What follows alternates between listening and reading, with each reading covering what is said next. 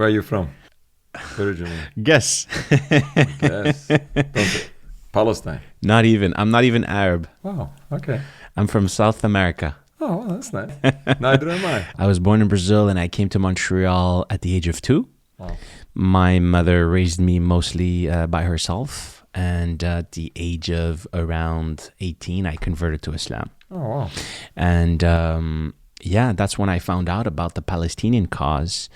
I had no idea before what was happening in the Middle East. And it was really my Muslim brothers and sisters who gave me a little bit of a perspective as to the situation on the ground. So, today I try to be an advocate for the Palestinian cause. Hence why I'm really glad you're here. Sure. But right back at you, Rabbi Feldman, I'd like to ask you, what's your story? My personal story is that I was born into a anti-Zionist religious Jewish family community. I was raised religious Jewish. I was raised in anti-Zionist schools, and which is basically our anti-Zionism is basically our religion.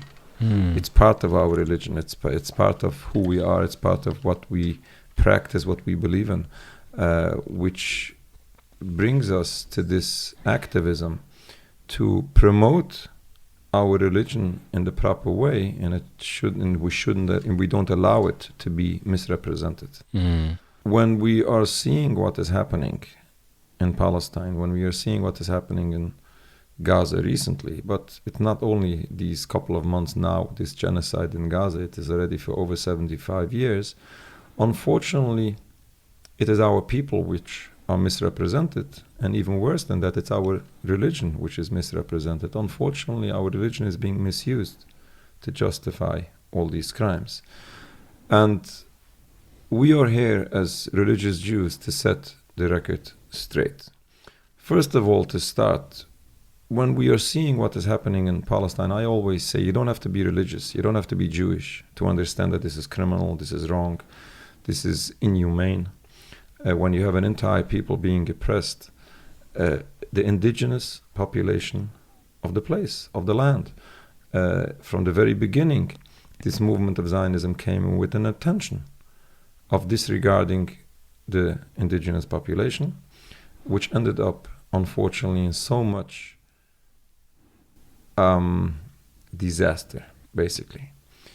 But according to our religion, here is a very important point, even without any crimes to it, even without any oppression of a people, even without any murder or killing or stealing of any kind, even if this would be in total peace, this is still runs in total contrast to basics of Jewish belief, which is important to understand because we have to understand where this movement of Zionism comes from.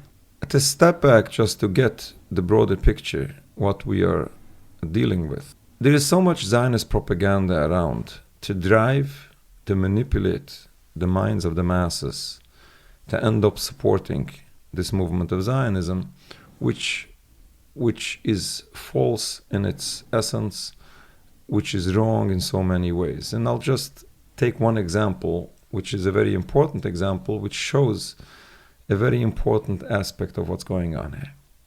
One of the very basic propaganda tools being used in Zionist propaganda is the famous concept of the Promised Land. The Holy Land was promised by God for the Jewish people. Therefore, everything is legitimized. Everything is fine. Anything can be done, and so on and so forth. This is propaganda. And why I call this propaganda is the concept of the Promised Land is a true concept. It's a concept in Judaism. It's many religious people, even of other faith, knows this concept of the Promised Land, but it's being misused for propaganda purposes. And why do I say it's misused while this is a true concept? We have to have the true concept in the right perspective. We have to understand exactly what all of this means and what goes along with this in order to have the entire picture straight. Yes, God promised the Holy Land for the Jewish people, for the children of Abraham, Isaac, and Jacob. This promise was fulfilled. The Jewish people were brought into the Holy Land. we believe that the Jewish people were brought into the Holy Land not by their might. Kiloi bechar bam yosh yuretz. This is a verse which says, not by their sword did they inherit the land. And their arms didn't help them. It's the right hand of God. It's God's. God was pleased with the Jewish people, and it's His will that made this happen. This is how the Jewish people in the first place got the Holy Land. But this fulfillment of this promise was given to the Jewish people on condition. This is the other side of the coin nobody speaks about. The land was given to the Jewish people on condition. There's many verses on this, but one very basic is it's a verse twice in Leviticus that says, and the land should not reject you because you defile it. If you would not keep yourself or the land in the level of holiness God requires of you, you would be exiled of the land. There is a verse that we say 3 times a day in our prayers, in Shema. We say, Shomri lechem pen yifta levavchem. You should be careful not to worship idols. If you will, you would be placed out of the land. There are many verses in this explaining this. Unfortunately, several hundred years after the Jewish people were brought into the Holy Land, they were warned by God through the prophets, unless you repent, you would be exiled. And unfortunately, this is what ended up happening. The Jewish people were exiled from the land. How? Technically, this happened by the hands of the Romans at the time. The Romans burnt the temple, and they drove the Jewish people into exile. But it's one of the basics of Jewish belief that the Jewish exile did not come about because of the lack of Jewish power. This was a direct divine decree. This was a punishment from God that the Jewish people were required to accept, whether it is comfortable or it isn't. And this is exactly how the Jewish people did. They did accept this as a punishment from God, and they accepted this divinely decreed exile as a decree from God, which is a spiritual religious concept. And as the entire Judaism is our religion that we accept it and we follow, this is part of our belief that we follow God and we accept exile. On top of this, there are rules in exile how the Jewish people are supposed to act in exile. We are forbidden to end this divinely decreed exile by any physical means. We are forbidden to fight any nation. And we are forbidden to return to the Holy Land in mass immigration. Individuals are allowed, but as a mass movement, as a mass immigration is forbidden. What are we waiting for? We are waiting for ultimate redemption, which is a spiritual future, which is about the knowledge of God. It's about peaceful unity, serving Almighty God.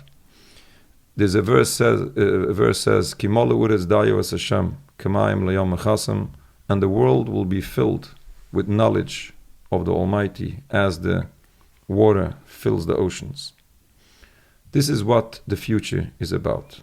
It's a future that is going to happen by God Himself, by no human power, no human intervention, nothing that will be done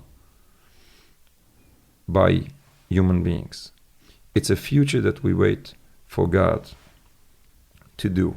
There is a verse that says, Yisrael noisha b'shem teshiyas olamim. It's the Talmud, the Medrash, which explains that previous redemptions, when the Jewish people were redeemed from exile, from Egypt, for example, this was done by human beings.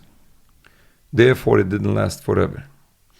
The ultimate redemption, which is going to be an ultimate redemption for humanity, this is going to happen by God Himself, by no human power, and this will be a future for eternity. This is what simple Judaism is. This is what simple Judaism was accepted by all Jews throughout all generations for the past 2,000 years, with no exception, with no disagreement, with no question. This is basic Jewish belief. Until the movement of Zionism came about, which was founded and which was started not by religious scholars, not by religious leading figures amongst the Jewish people. Why? Because no religious person ever came up with an approach which is so contrary to basics of Jewish belief and to our tradition of thousands of years. This was invented by Theodor Herzl and his friends, people who were not only secular, they were not only refusing to follow Judaism, they basically hated God, hated his religion, turned their back to the tradition of their grandparents, and those people, and only those people, came up with this new approach to the Jewish people or to Judaism, and only these people could have come up with a philosophy which is so contrary, so foreign, so different to all what Judaism presented all the generations. Now, all of this will be totally wrong. All of this will be basically an uprooting of very basics of Jewish belief, of very basics of the belief in God, even without any crimes to it. Even if this is totally peaceful, even if everyone is happy, it's a land without a people, for the people without a land, not harming anyone, it is still in total contrast to basics of Judaism. Therefore, the Jewish leadership at the time, way before anyone realized that this is going to affect anyone, the Jewish leadership opposed the movement of Zionism vehemently. It took time till the world, including everyone involved, realized how destructive this is to the Palestinians and to the Jews. Because at the end of the day, this movement of Zionism not only destroyed, not only affected the Muslim Palestinians or the Christian Palestinians, it did affect the Jewish Palestinians as well. There was a community, a Jewish community in Palestine at the time. And it's important to realize that it's not only the Muslim Palestinians who refused to accept the movement of Zionism in the first place. It's the Jewish people living in Palestine who refused it as well. It was a minority of Jewish people living in Palestine. They lived in a perfect peace. They had no problems whatsoever. It was one of the nicest places, the nicest experience of Jewish history during the 2,000 years of exile. And the reason why they lived so nicely and so peacefully is because there was no problem, there was no contradiction, there was no conflict, there was no fight between the peoples, contrary to what masses of people believe today, that just because there are differences of religions between Judaism and Islam, therefore, naturally, there has to be conflict. This was not the case. History attests to the fact, otherwise, that despite all differences of religions, it happens to be that the Muslims at the time highly respected the Jewish people and protected them. Before there was a United Nations around, before there was any human rights organizations to be concerned of the well-being of the minorities, the small Jewish minority was perfectly respected and protected until this movement of Zionism came in and unfortunately destroyed everything, including the Jewish people. Therefore, we say that Zionism is not only a Nakba, a catastrophe for the Palestinian people, it is a catastrophe for the Jewish people. And as Jewish people, we say it's even way worse than that because it's a catastrophe to our religion. We say that according to Judaism, the movement of Zionism is way more destructive to us than to anyone else. Because there's a concept in Judaism, Gudla Machtiyoi, Yoisem and Ahargai. It's worse when somebody makes one sin than they kill him. What has been done to the Palestinian people is terrible, is ridiculous. It's a disaster, it's a nakba, it's a catastrophe. But in addition to that, it has done so much harm to the Jewish people. So many Jewish people were killed because of this movement of Zionism. And on top of this, unfortunately, so much of our religion has been uprooted from the masses of the Jewish people by this movement of Zionism. We consider Zionism a true disaster, a true catastrophe to humanity and to our religion.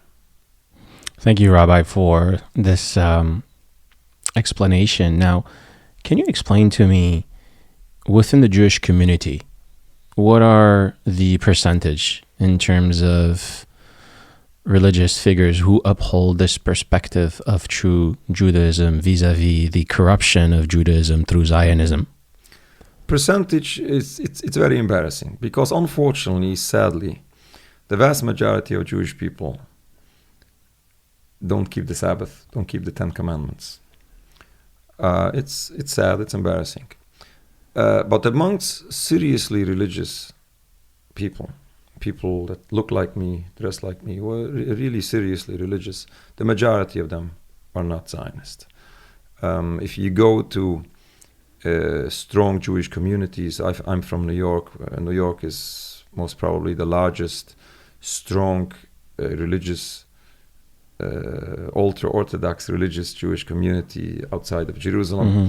And you go like in New York City, in Brooklyn, New York, in Williamsburg, you have communities of tens of thousands of people with no Israeli flag, no mention, no celebration of Israel, and no connection with Israel whatsoever.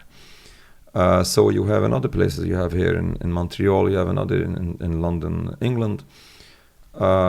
There is, even though we are the minority, we are a sizable, strong minority. Mm-hmm. Now, standing up against your own tribe is one of the most difficult things to do. And what's the cost that someone like you pays on a regular basis for being an advocate for the Palestinian cause and also going back to true Judaism within your own tribe? Politically, socially, financially, because there must be a tax to pay for this. Speaking the truth sometimes upsets people, right? And first of all, I have to preface by saying that what we are doing when we are standing up for our religion, when we are standing up for what is right, we believe that this is what needs to be done. What was done to Palestine, in addition to this offense on our religion, theologically speaking, but what is being practically done to the Palestinian people is not only a crime in international law. This is not a crime. This is not only a violation of human rights. These are all true crimes of Judaism: killing and stealing, oppressing an entire people. There is no way we can justify this. This was wrong. This is not only wrong now. This was wrong from the very beginning. And we do stand up. We do realize how wrong this is. We do realize how anti-Jewish this is. And we do everything we can. And we raise the awareness, and we have people understand that this is wrong and that this does not represent the Jewish people. The Jewish people should not be used as a tool to justify all of this. And there's so much to speak about this, how much propaganda is being used when they incorporate all Jews into this conflict. They incorporate the Jewish religion into this. All of this is unacceptable. But what the cost is, there's so much to talk about this. It depends. Every individual is different. I come from a very strong community. Within our communities, despite the fact that we have so many pro-Israelis that are so upset with what we're doing, we have so many anti-Zionist Jews who are so supportive. Unless we have this massive support behind us, we would never be out here. But that said, our people suffer. Since October 7th, several of our people lost their jobs because they were public. They didn't retract. They didn't step back. They continued. People are brave. People are strong. And this is exactly how people are supposed to be. The Zionists are doing everything they can to intimidate. They do everything they can to criticize and to label with all different kinds of labels. If you are non-Jewish, then they will consider you be anti-Semitic. If I'm Jewish, they will label us as self-hating Jews. They will do everything they can. But it's the duty of the right-minded people to overcome this propaganda and to teach the world the way out and to know better than this falsehood, and to realize what is right and what is wrong, what is in accordance with God's will and what's on the contrary. It's very interesting when you were making a historical analysis of how this conflict unfolded, because I love history and I do it more like as a hobby. I'm not a historian myself, but on my free time I enjoy reading history books. And the beautiful relationship that the Jews had with the Muslims has always been something that was celebrated within the Islamic civilization. And when Jerusalem was essentially conquered by the Muslims, synagogues were built, Jews were actually encouraged to come. But today, it seems like this current conflict is clouding a lot of people's ability to really understand that what's happening right now is an anomaly. And Jewish people and Muslim people always had that mutual love and respect for one another as people of the book. And it seems like, for me, one of the biggest challenges around this is that this polarization is really preventing us from embracing all the opportunities that we have to build bridges amongst ourselves and collaborate and really get organized in combating Zionism for what it is, which is a perversion of Judaism and also a cause of immense suffering for both Palestinians, Jews, Christians, and everyone involved in the region. So my question to you is, how can we get organized around, reclaiming our narrative, historically speaking, theologically speaking, because, the world that we live in is a marketplace of free ideas. It doesn't really work within, coffee shop conversations or one-on-one, right? You have to get organized politically, financially. You have to get organized on a media level. From your perspective, I'd really like to know, what do you believe should be the next step forward, organizationally speaking? Well, information is very important. Education is very important. People need to realize, I say this in public all the time, Palestine never had a problem with the Jewish people. Neither does the pro-Palestinian solidarity movement today. They publicly say they have nothing against the Jewish people. They are against the occupation, and they are fighting a cause, and they want to bring justice to the oppressed people. We have to reiterate this. We have to have people remember this and just simply educate people. It's so encouraging when we see from the Muslim communities, people, individuals, or even leading figures stand up and speak up for the Jewish people and explain that Judaism and Zionism is not the same. Ismail Haniyeh, we met Ismail Haniyeh in Gaza 2009, which was like 15, 16 years ago. This was right after the beginning of the siege. He said to us in a personal conversation, in a meeting, and then later in a public press conference. CNN was present, and they didn't air it. And he said, we have nothing against the Jewish people, neither against the Jewish religion. We are against the occupation. This is something that people should understand. People should realize the difference between Judaism and Zionism. People should not allow the Zionist movement to conflate the two. While they do this in order to confuse the people, and then after confusing the people, what ends up being is this wrong image as the Zionist movement represents all Jews. And then, if the Zionist movement represents all Jews, then if you go ahead and you criticize them, then automatically you criticize all Jews. And this is something that nobody wants to do. And this is something that the Zionist movement wants you to do. They want you to criticize all Jews. They want you to fight all Jews. They want you to fight the Jewish religion. And then they can silence you, that if you do so, you are anti-Semitic. We have to know better than that. We have to educate ourselves. We have to educate the people around us to realize that what is happening in Palestine is wrong. And this misrepresentation of the Jewish people being misrepresented on purpose in order to gain support for this oppression, this is also wrong. What can Muslims do to be better allies for Jewish voices, such as yours, who are trying to speak truth to power, more than making the nuance between Judaism and Zionism, practically speaking, on a day-to-day? Well, it's a very good question. Education is, in my opinion, number one. We are always willing to come to communities to help people overcome this propaganda. We love to be invited to communities, to schools, to universities. We do this all the time. I myself visited here in Canada since October 7th several times in different cities, universities, something that the people enjoy. It's helping people. It's very important. I want to go back to one of the things you've mentioned with regards to the foundation, how the Zionist movement was founded by Theodor Herzl.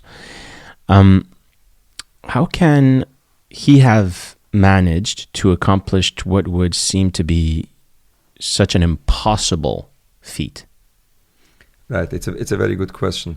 People at the time in the beginning, when the Zionist movement started, people not only amongst the religious Jews, even outside the religious communities, were questioning, and not only questioning, they said that this will never be successful, because this goes in such total contrast to the very, very basics and the very ingrained foundations of the Jewish mindset, that this will never be successful. And this was originally true. This was not supposed to be accepted by the Jewish people. They did everything they could to confuse the masses. And if we step back one step, originally these secular people, this group of heretic individuals, came up with a philosophy which was not religious. It was so contrary to religion. They didn't even intend to use any religion into this movement because they were so far away from religion. They came to a point where they realized that unless they are going to incorporate religion into their movement, they will never get the necessary support, this massive support that they need for this movement. And at that time, they realized and they decided that they have to come to Palestine. Originally, there were alternatives other than Palestine. They realized they have to come to Palestine because Palestine is the Holy Land. It's considered holy by the Jews. It's considered holy by Christians and by others. Therefore, they will have this tool that will help them to reach their goal. Now, what ended up was a secular movement misusing religious concepts, having individuals masquerade as religious people to confuse masses of people who are ignorant and didn't know exactly what this whole enterprise is all about. And they did all these kind of trickery steps to fool masses of people. This was one major operation they did. Like for example, they went to Yemen. Yemen was a very serious religious community. They were not so sophisticated with new technology. They were very old-fashioned. They came with this new airplane, and they came to the Jewish people and they said, according to Judaism, we wait for the ultimate redemption, what I mentioned before. And one of the concepts is there's going to be the wings of the eagles, and God is going to return, regather the Jewish people on the wings of eagles. And they try to explain that this metal wings, these are the wings of the eagles, and this is what our grandparents spoke about. And they simply, by trickery, misled these people. And now, the people that came to promote these ideas were not appearing to be secular. They were secular people appearing to be religious, with a long beard, with a religious garb, and they would come to mislead these people. This was the story in Yemen, this was the story in other Middle Eastern countries. When it came to the European countries, it was a whole different story. Europe was very, very strongly anti-Zionist in the beginning. We're talking about Hungary, about other parts of Eastern Europe. They were very strongly anti-Zionist.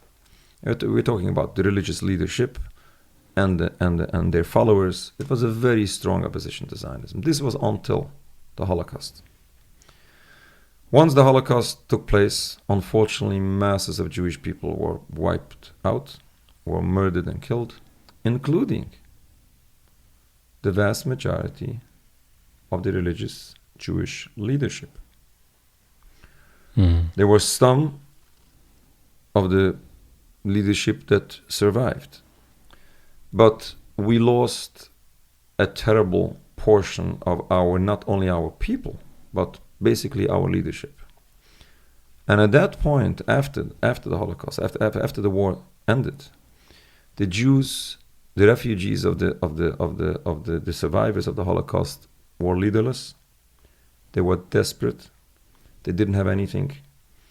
And then the Zionists came with all their promises, which happens to be that ended up so false, and most of these promises were not fulfilled. Anyway, this is a whole long story. But at that point, so many people were against their will driven into Zionism, or at least immigrated to Palestine, to Israel. The Zionist movement at the time tried to explain to these people and to the world that there is no alternative other than to Palestine, which was not the case. There were other alternatives, and it was the Zionist movement who stopped other alternatives and did everything they could to prevent any alternatives and to give the only and one option to Jewish refugees to go only to Palestine. This happened to the level that many Jewish people lost their lives because these alternatives were prevented from them. This is a whole sad story in addition to the Holocaust. Now, I'm not going to go into all of this because we can talk about this hours. But the tragedy of the Holocaust continued after the Holocaust by the Zionist movement. So many Jewish people suffered because of the Zionist agenda of having a land in Palestine on the account of Jewish people. But again, this is a whole different story. Yeah, is it fair to qualify this as someone being bullied and becoming also the bullier at the same time? This is a terrible point. Yeah, this is a painful point, and we say this all the time. I say this in public. It's because we know what suffering is. It's because it's our families, our communities who suffered in the Holocaust. It's because we know what suffering, what pain means. We don't want to see this happen to others, and certainly not be the perpetrators of such crimes to others. And because we know what the Holocaust was, therefore we are against this genocide today in Gaza, and therefore we are against the oppression of the Palestinian people already for over 75 years. You spoke about the importance of education before, and I'm sure you know this within Islamic theology. We have knowledge as being the highest rank of essentially a goal to strive for. But we're living in a time where it seems that everything is becoming very antagonistic to cultivating the mind, the spirit, the soul. Everyone is looking for shortcuts. Everyone is trying to find Twitter posts to resolve complex problems around the world. And that context needs to be acknowledged, because most of the problems that we have, I think, comes from exactly that. People trying to solve complex problems by providing oversimplified solutions. And that's the point I'm trying to get at. And one of the things that I really admire about the Jewish tradition is also its love for knowledge and how seriously it's taken as one of the highest goals in life. This is definitely something I think we have in common.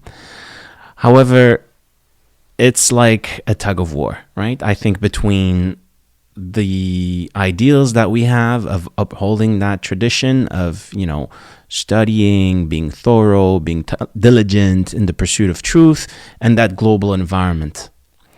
So my question is, how do we try to find a way to mitigate that problem? Yeah, there's not too much I can say about this. This is a problem in our day and age. We have to educate our people, at least people who we have influence on, our children, our generations. In our communities, we try to keep our youth, our community members away from today's technology, because it's not necessarily in favor of our religion or of our people. But again, facts on the ground are what they are. We have to do our best to at least, present what we have to present. Whoever is able to receive it, whoever is able to accept it, good for them. And the people who have difficulties to receive it, we still try. You've mentioned the Holocaust before, and to me is something that you ask, how could we have allowed, something like that to take place? And then I look at the current situation in Gaza and I'm like, we're reliving this again. So can you explain a bit what it is from your stance, emotionally, psychologically, theologically, that allows you to still have this sober approach to all of this situation and still be able to make the difference between, yeah, this is tragic, but never again means for everyone else, not just for us? No, it's not that complicated.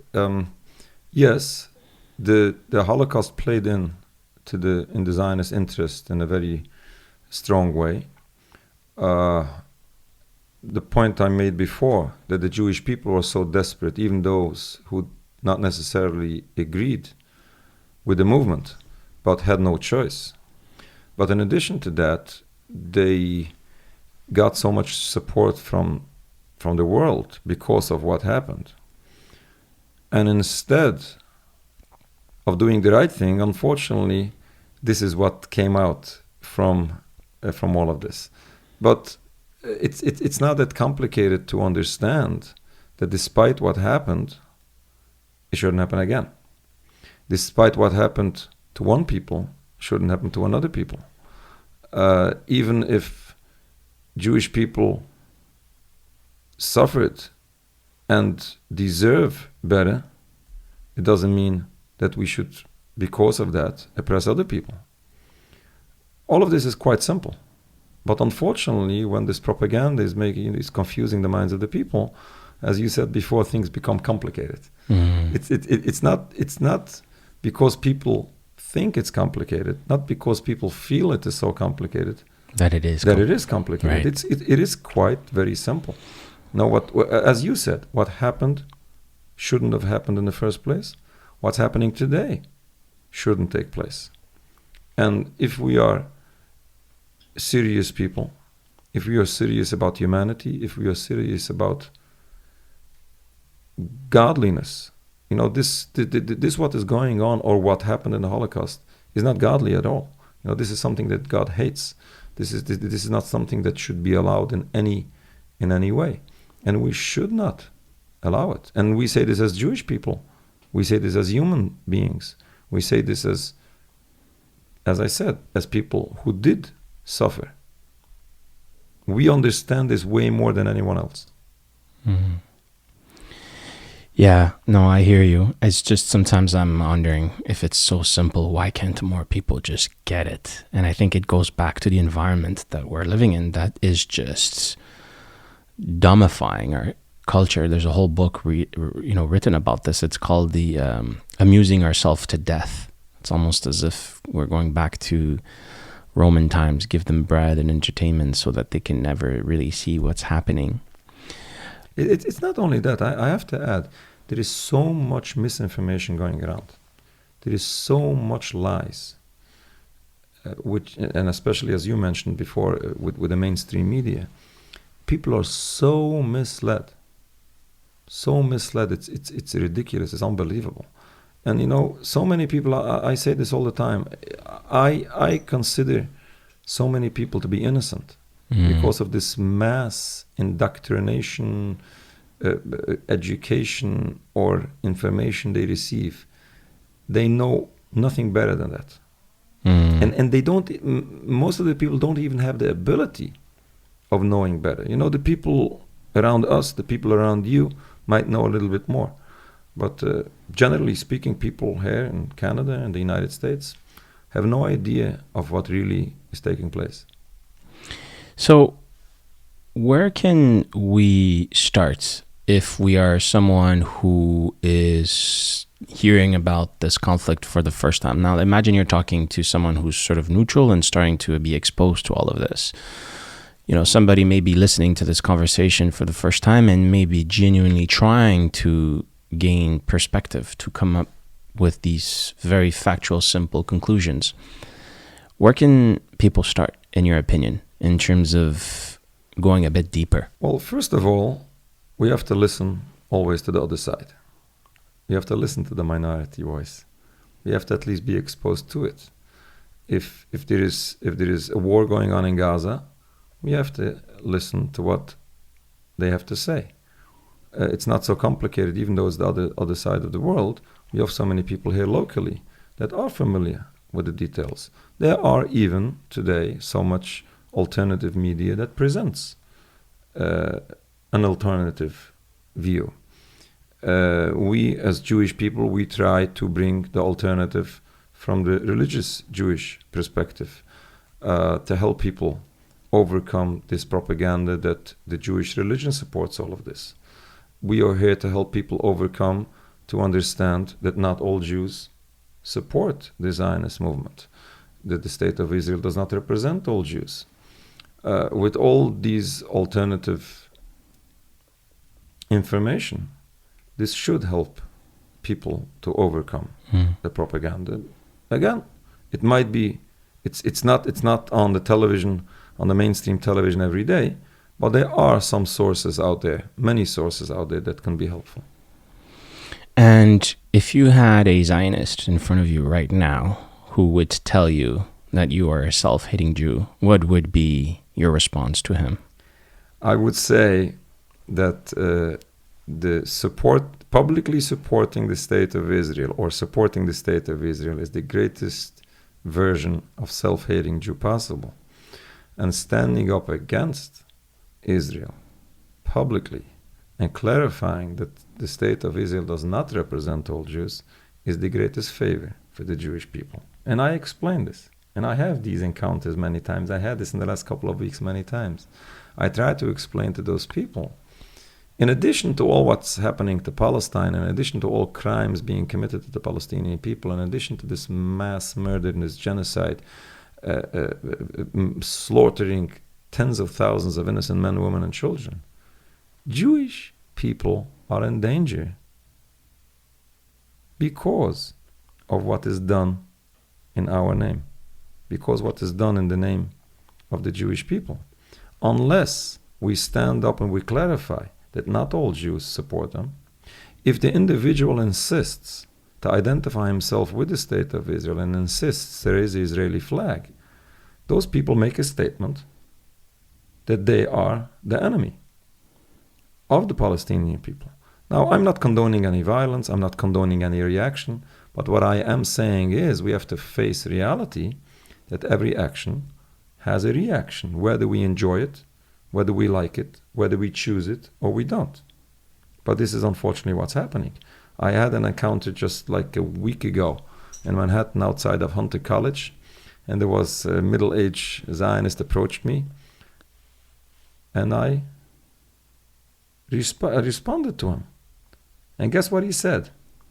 You have a point, but... Well, you know, the but is no, there's no big difference what the but is. He was just questioning whether I disagree with the whole state, and then he got mad and he left in the middle of the conversation. But you know, this is simple logic. This is simple logic that people should understand, and unfortunately, the pro-Zionists cannot absorb this. They cannot admit to this. They cannot accept this, because if they do accept this, then that's the end of the movement of Zionism. Because what Zionism is not only doing so much harm to others, it is doing harm to the Jewish people. And the only solution is the end of this movement, the end of this occupation, which will be the solution for everyone involved. Unfortunately, so many people are suffering, including the Jewish people, because of what is happening. Now, again, coming back to your point, associating oneself with the state of Israel is truly self-hating. It's a true harm for the Jewish people. It is certainly the greatest exacerbation of anti-Semitism in our day and age. Mm. It's causing so much hatred towards Jewish people who never hated us, people who loved us, people who respected us. Unfortunately, today turn out to be so mistrustful to the Jewish people because of what has been done in the name, supposedly in the name of all Jews. Mm. It's very powerful words. How do you see this situation evolve? Footage is coming every day. Lots of kids are having their limbs amputated. It's like an avalanche of human suffering, and it doesn't seem, unfortunately, like it will stop anytime soon. Although the international community's pressure is rising on Israel to stop, it seems like, unfortunately, very little hope is present at the moment as that it will stop. Listen, seeing the news, following the news, and crying is not enough. This is not going to change anything. It's the beginning of change. In other words, if people know what's happening and their hearts are being touched and broken and brings tears to the eyes, we have reached the first step. But we have to take it to the next level, and we have to do something. The question is what? At least raise the awareness. At least help more people to understand. At least let's build this public opinion, which is building dramatically. Mm-hmm. Absolutely. South Africa took the state of Israel in court to the International Court of Justice. This didn't happen out of nothing. This happened because something is going on and because the world is waking up. It's important. It's important for us to speak up. But in the same time, while it's important to speak up what is happening in Palestine, I can only suggest people to be very clear and to know exactly what we are criticizing and not fall into Zionist propaganda and not end up falling into the Zionist propaganda. What they want you to say is they want you to criticize all Jews. They want you to conflate Judaism with Zionism. They want you to condemn the Jewish religion for this murder. They want you to do this in order to be able to blame you afterwards and say that you're anti-Semitic. We should know better than that, and we should be very clear. When we are doing our moral obligation to speak up, in the same time we should be moral and just in our language, and very careful to exactly what we are criticizing, how we are criticizing it, and what we are targeting, and what is the ultimate goal. We are here for freedom. We are here to restore the justice of the oppressed people. We are not here against any people. We are against crimes. And these crimes has to stop. We have to restore the rights of everyone. We have to bring justice to all. We have to reach peace for all. This is not about one people over another, one people different than another. And we should not allow to have these differences. We should not allow one people be oppressed by others. Thank you for those wise words. In conclusion, I would like to ask you if you had one message that you would be able to put on a billboard for all of humanity to read and understand, what would that message be in the context of this genocide that we're witnessing right now in Gaza?